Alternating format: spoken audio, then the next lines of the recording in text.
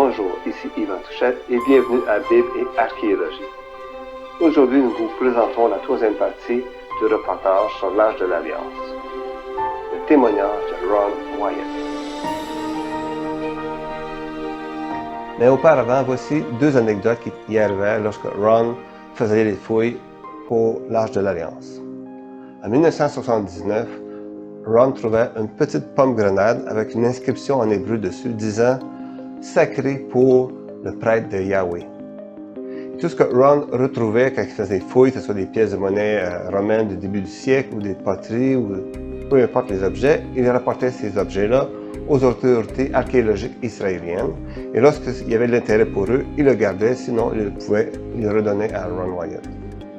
Et cette petite pomme grenade-là, ils l'ont gardée. Quelque temps après, il y a eu un vol et cette petite pièce a été volée. Et les autorités israéliennes firent des recherches et finirent par la trouver chez un antiquaire français. Ils ont déboursé près d'un demi-million de dollars pour récupérer cette petite pomme grenade. Beaucoup de personnes critiquèrent le montant versé pour obtenir cette petite pièce.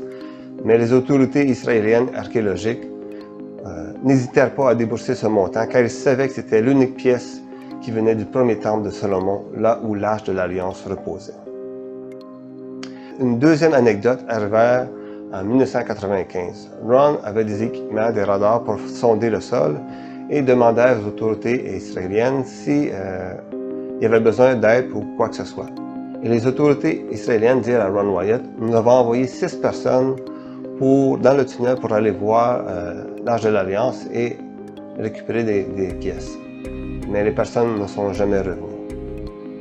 Si tu pourrais descendre, récupérer les corps et les remonter, on apprécierait. » Et Ron descendit avec des câbles et des équipements pour sortir un par un les personnes qui étaient décédées, justement, en essayant d'aller voir l'Arche de l'Alliance. Maintenant, voici les témoignages de Ron Wyatt sur les découvertes de l'Arche de l'Alliance et du sang de Jésus.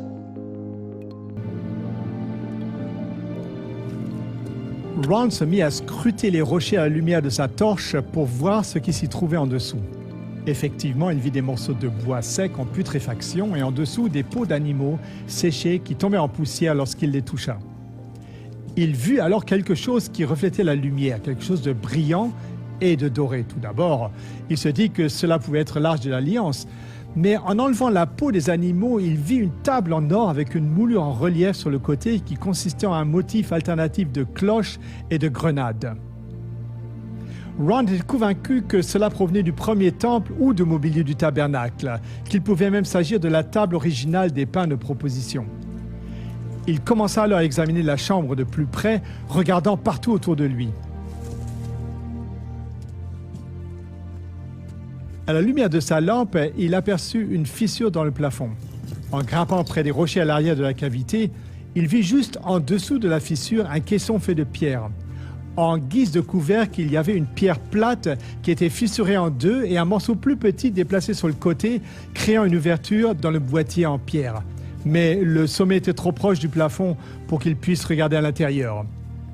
Ron remarqua une substance noire dans la fissure au-dessus de lui et un peu plus de ces substances noires sur le bord du couvercle de la boîte.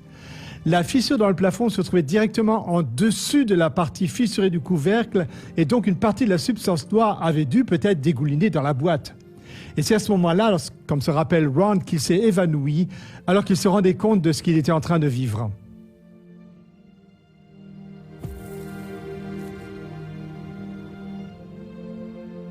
En revenant à lui, une autre idée lui traversait l'esprit. La fissure du plafond devait être la continuation de la fissure qu'il avait vue dans le trou transversal de la plateforme à l'extérieur, et la substance noire était du sang qui était tombé à travers la fissure dans le caisson en pierre.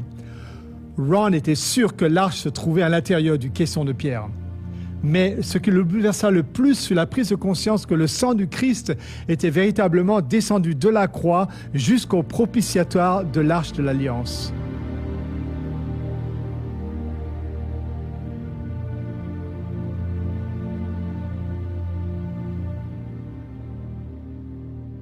Ron perdit conscience et resta évanoui pendant un laps de temps. Plus tard, il revint dans la cave et réussit à confirmer que c'était bien l'Arche de l'Alliance. Il informa le gouvernement israélien de sa découverte, mais on lui dit de garder le silence. Mais Ron ne put garder le silence pendant longtemps. Il visita la chambre à plusieurs reprises et répertoria plusieurs objets qui se trouvaient dans le coffret de pierre en plus de l'Arche de l'Alliance. Le chandelier à 7 branches avec ses lampes du sanctuaire d'origine, l'autel d'or de l'encens, la table des pains de proposition, un encensoir en or, un éphod, une mitre avec une grenade en ivoire sur la pointe, un poids en laiton, des lampes à huile, une bague en laiton et une très grande épée.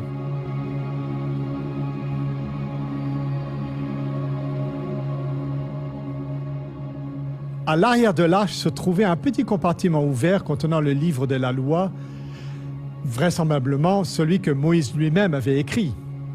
À sa connaissance, le livre de la Genèse n'y était pas.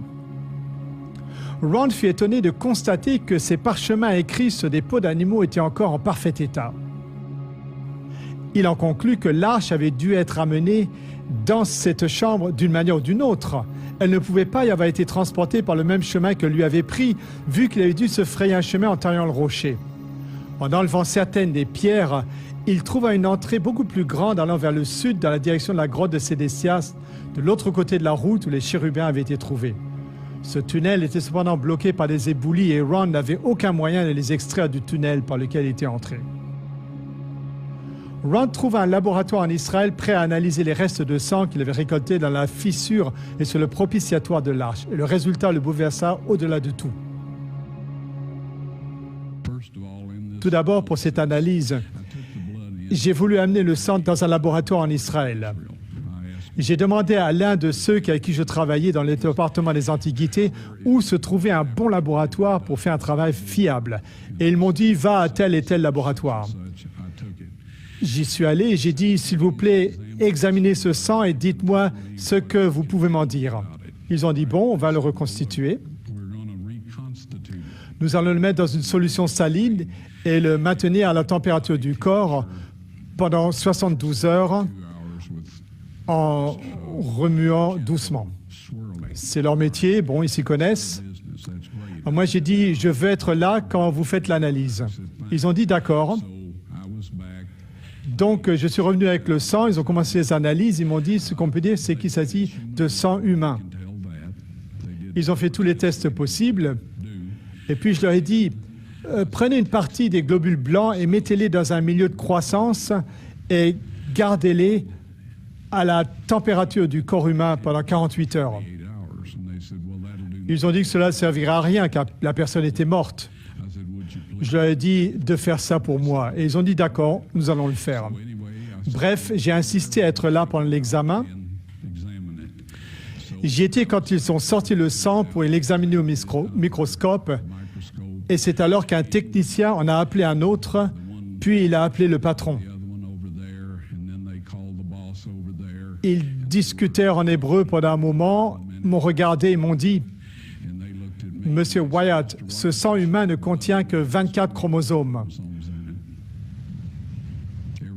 Le sang normal en a 46, c'est-à-dire 23 de la mère et 23 du père. 22 autosomes de la mère et 22 autosomes du père.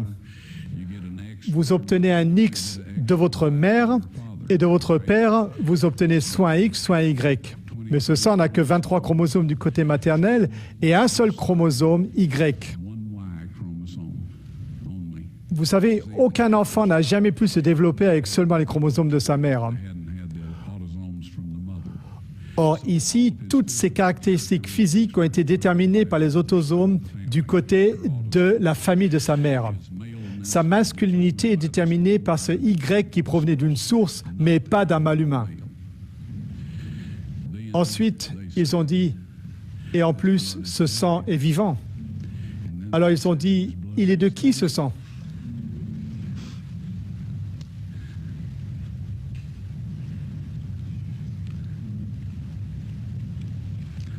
Je leur ai dit, c'est le sang de votre Messie.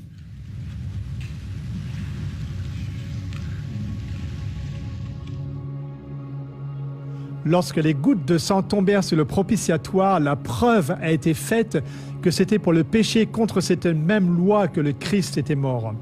Nous transgressions des commandements divins, pas des lois humaines ou des règles religieuses. Et ce sont ces lois que nous avons enfreintes. Et c'est pour cela que nous devons nous repentir.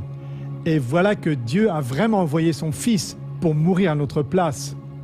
Ron voulait montrer tout cela au monde entier tout de suite, mais Dieu l'en empêcha.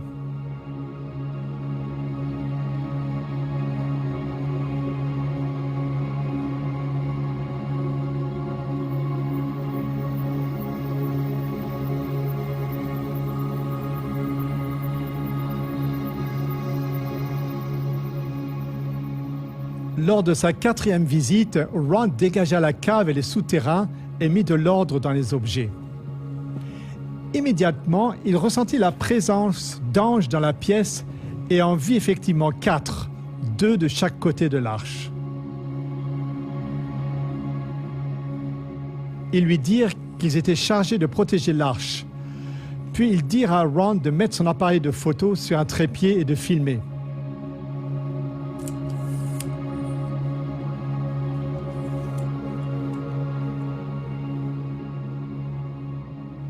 Ils soulevèrent le propitiatoire et l'aidèrent à en retirer les 10 commandements gravés sur les 2 tables de pierre.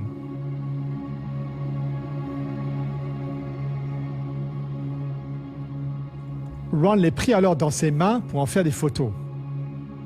Ensuite, les anges indiquèrent à Ron le moment où Dieu avait prévu de montrer tout cela au monde. Au moment désigné par Dieu, lorsque les lois nationales du dimanche entreraient en vigueur, peu de temps après cela, l'arche devrait être montrée au monde. Ron comprit tout de suite ce que l'ange voulait dire qu'il avait étudié le sujet au préalable. L'ange parlait de l'application de la marque de la bête mentionnée dans Apocalypse 13 et 14 comme étant la dernière tromperie et la dernière épreuve à venir sur le monde avant la seconde venue du Christ. La loi et le sang du Christ sont la preuve qu'il existe une version des 10 commandements fabriquée par l'homme et qui sera imposée aux habitants du monde entier. Cette découverte servira de témoignage contre la conception erronée du salut telle qu'elle est prêchée par de nombreux dirigeants religieux. Ron est décédé en 1999 sans avoir vu l'accomplissement de cette annonce des anges, mais il savait que ce qui s'était passé avait été filmé. Donc il consacra les derniers mois et années de sa vie à parler autour de lui de l'amour du Christ et de son sacrifice pour nous. La Bible déclare dans la lettre aux Romains, chapitre 3, verset 20, dit « Nul ne sera justifié devant Dieu par les œuvres de la loi. » On parle des 10 commandements de l'Arche de l'Alliance. Mais le verset 23 dit « Car il n'y a pas de distinction. Tous ont péché et sont privés de la gloire de Dieu. Mais Dieu vient au notre secours, car il était dit dans Jérémie 31, 31, « Voici les jours viennent, dit l'Éternel, où je ferai avec la maison d'Israël et la maison de Juda une nouvelle alliance. » Dans Matthieu 5, 17, Jésus dit « Je ne suis pas venu pour abolir la loi, mais pour l'accomplir. » Et dans Luc 22, 20, il est écrit « Il prit de même la coupe après le souper et leur donna, en disant « Cette coupe est la nouvelle alliance en mon sang, qui est répandue pour vous, pour la rémission des péchés. » Jésus est venu accomplir la loi pour nous qui étions incapables de le faire. Dans Romains 10, 4, ça dit « Car Christ est la fin de la loi en vue de la justice pour tout croyant. »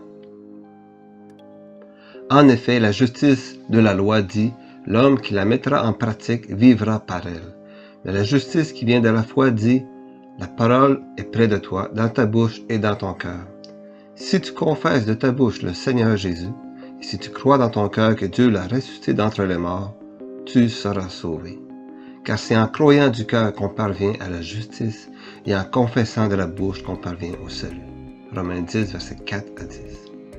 Dans Éphésiens 2, versets 8 et 9, Paul nous mentionne que « En effet, c'est par la grâce que vous êtes sauvés, par le moyen de la foi. Cela ne vient pas de vous, c'est le don de Dieu.